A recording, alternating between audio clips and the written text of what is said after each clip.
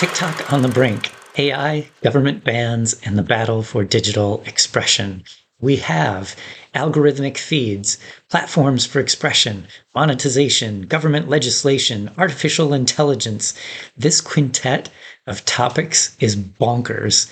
And right now, they're threaded together and burning with the magnetism of a million suns and moons. The collective energy is a volcano of mistrust in an era where the power of individual storytelling has never been easier to grasp between thumb and forefinger, but is so paper thin that any one of a handful of magicians can take it away from you with the wave of a glittery stick they found, fallen from a tree in the forest. A technology-driven application in the middle of this witch's circle right now is TikTok. I personally have learned more from this platform than I have learned from the entirety of my standardized educations. In the last several years of scanning through the material via TikTok, I have learned more about philosophy, science, gender issues, relationships, jobs, geography, culture, language, music, hobbies, and every other topic I could think of.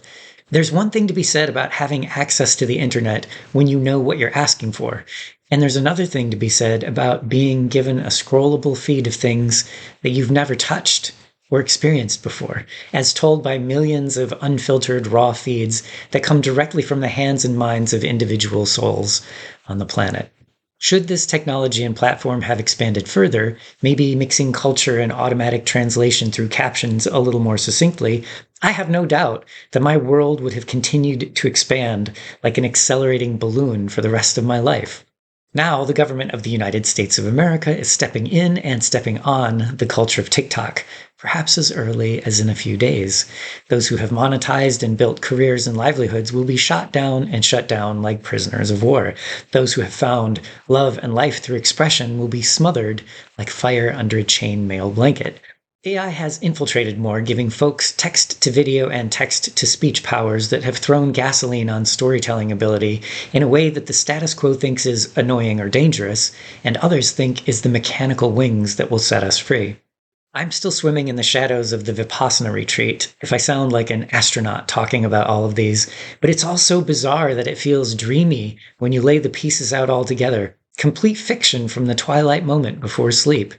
It's no secret that the human race has all the tools and resources it needs to build a completely fed, sheltered, and actualized population, but the schisms of generational trauma trickling down from the famous saber-toothed tiger days haunt us like make-pretend beauty pageants where everybody votes but nobody wins because a villain took all the entry fee money and split for a tropical island, leaving behind an oily slick of contestants who all think they aren't good enough and so become unlovable, therefore unloving.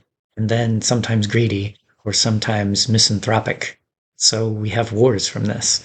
TikTok, somehow the first platform to bridge some of the gap while admittedly making some parts worse for the folks with confirmation bias and cognitive dissonance, has grown to a behemoth, only to find itself soon to be beheaded by a corporate government of the country in the world with the biggest military complex. This sounds like such a fantasy. And now, tens of millions of users like me are putting our noses into the air to test the direction of the wind, and from what other technologically connected places we can learn about life around us, as told through those who live in it. One small answer is burning through the wires, and I downloaded this new app yesterday and was greeted with a nostalgic framework on my phone screen, but mostly written in an unfamiliar script and spoken in an unfamiliar language. If you ask some of the war generals, this is the enemy. The make-believe enemy, like every enemy is, talking about skincare products and workout routines from the front page. Most likely filtered reality, but at least the filtered reality of individuals and not the laughingstock that is the collective news-telling of the for-profit world. It makes me shake my head like a confused alligator, the words that populate underneath headlines meant to grab my attention, and then the stories that bore me to tears about how this and that are in opposition to this and that, and the drama and catastrophizing of the attention economy. In such a wild wrinkle to this Earth's timeline, in a few days, the fears of the few, maybe again, will stomp on the expressions of the many, and we will, again, rise from the ashes in some new way to tell stories.